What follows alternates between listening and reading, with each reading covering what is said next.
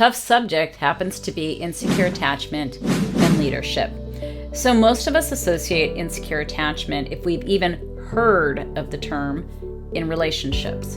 And yes, it does affect all relationships, not just romantic relationships, not just the relationships with your parents, but those with your peers and anybody else, board members, clients, whoever, right?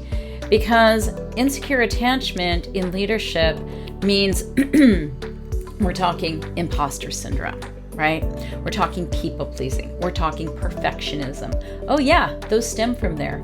Most people don't associate it with the insecure attachment. But when it comes to insecure attachment, you are basically stating that your safety in the world, your security is outside of you. So how other people perceive you is important, okay? And you play to that, which makes you not very original. Even though you may have created, let's say, a caricature of somebody who would be successful in doing the right things, right? But the bottom line comes to, who are you really in terms of that, right? And I'm all about, let's get to the bottom of things, ladies, because I don't have time to let things like that get in my way. And I know you don't either. And I did for many years. So when I first started this business 15 years ago, I had a very difficult time selling myself. And I don't really sell myself now either. But at the time I was doing it by myself. I was also doing other jobs on the side to support the business.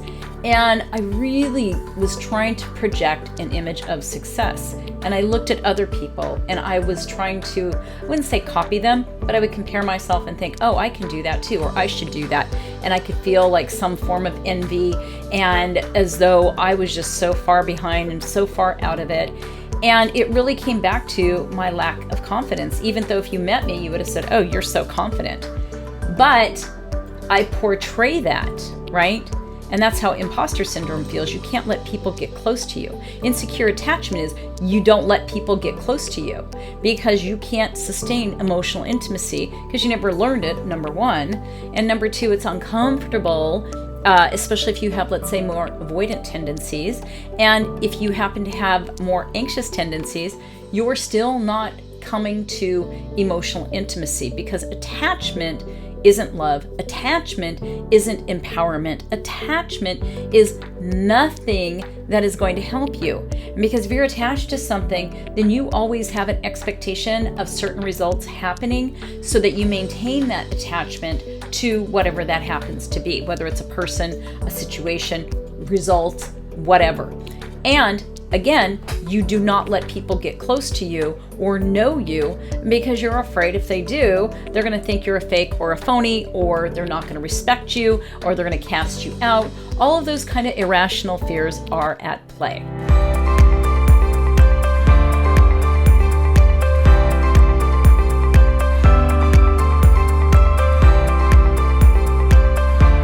I'm Tracy Crossley. I'm a behavioral expert, author, and podcast host.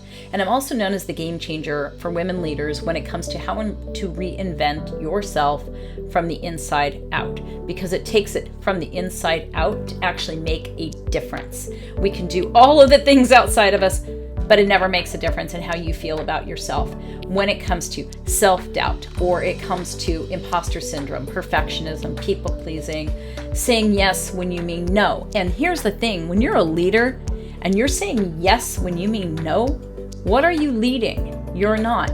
What you're doing is you're agreeing and hoping that other people are going to go along for the ride with you. And the problem is you're not even on the ride when you do that. And these are all things that come from insecurity. That's why I'm writing this book right now that I believe is going to cover it and is actually going to give you tools to help you even if nobody knows you need the help, okay? Because I know how that can be. I've been there, and it took me a lot of years to start putting information out there that I felt would make me seem weak, or would make me seem not like I could be successful, like I couldn't be a leader. But like many women, I was a born leader, and perhaps I never trusted that, and I needed other people to reaffirm that for me. And that's, I think, the problem for most of us when we're looking for that validation on the outside. It's really about how we're not validated on the inside. Okay. So, what are a few things that you could actually do? Well, there are some. I mean, obviously you can practice self-compassion, but I think for most of us, we don't really understand what self-compassion is, because to be compassionate with yourself requires you to accept yourself, right? And accepting yourself means, okay, I am not perfect. Who the hell is? But when you try to accept yourself, it's to do it little bits at a time. And it's to accept yourself where you are. So if you have a problem or, things aren't perfect, it's to go, okay, things aren't perfect. I have to accept this. Because a lot of us would react in fear and make a choice based in fear because of what we fear might happen because of the circumstances. And that is not leadership again. That's reacting. And that is not what you need to do, obviously, as a leader. And I'm sure you know this as a seasoned leader. I'm not telling you something you don't know. But I am telling you that you have to start with yourself. You need to look for your resistance. You have to look at, well, what am I resistant to? What does that feel like inside of my body? Does it feel like armor? I have this whole thing about armor, right? So, does it feel like armor? What does it feel like to me? And what is it I fear having happen? What's the emotionally risky action that I can take? Where is my belief in this? What do I actually believe about myself? Have I built a house of cards that I feel somebody can blow on that house and it blows over? When it comes to building, a supportive network, I've talked to several female leaders. I have worked with female leaders, and some have a supportive network, some don't. And that comes from an ability to, again, be open, to be vulnerable, to be honest with other people. When you have insecure attachment, it can feel really difficult. Because growing up, your models in your home environment and around you may not have given you any idea whatsoever of, hey, you know what? This is appropriate, this is inappropriate, based on you, not based on what is expected in the world. And watching your parents, right? My mom was a stay-at-home mom, my dad was a workaholic. I tended to look to my dad, and my dad was very avoidant. My mom was anxious, and I didn't respect her, and there were all sorts of things around how I characterized my mother. And I wanted to be this person who was going to be successful, who was going to rule the world, kind of a thing, right? And yet I never knew how, and I would always sabotage myself. And that came from that insecure attachment. I didn't have consistency when it came to attention or love. And when you don't have consistency when it comes to attention, and a lot of parents don't know how to be consistent because they weren't raised consistently, that you tend to be overachieving, right? To make up for that. And a lot of us do that. We get stuck in it. And so that is another thing that you can do, is to look at, am I trying to overachieve?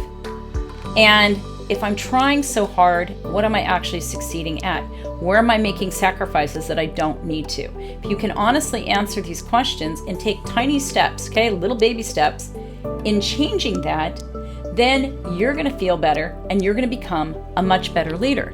Because the truth is, if this does not change, then you're not going to be fulfilling your best leadership abilities. In other words, you're not going to be very abundant. You're not going to be very unlimited.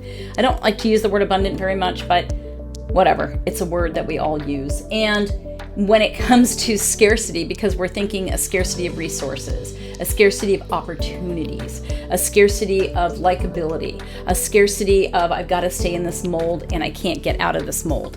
A lot of us won't speak up and speak for ourselves and ask for the money or ask for what we need. Why? Because we're afraid. And that comes from this insecurity at the base of it. Okay?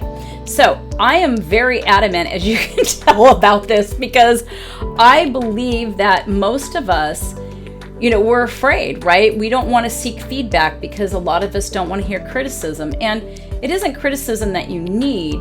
It is having a discourse, right? So you can hear someone else's perspective and not personalize it. When you personalize it, that's where you run into problems. And a lot of us that have insecure attachment issues have trouble with that, especially people that run more avoidant. So anyways, I would love it if you have any interest in other topics. Please send them to me. You can write to business@tracycrossley.com. I also have a free download on how to ditch the inner dictator, and that is on my website. Go there, tracycrossley.com. And again, I would totally love it if you can leave some feedback on how this is helping you to become, I don't want to say a better leader, but to have more meaningful success. Take care.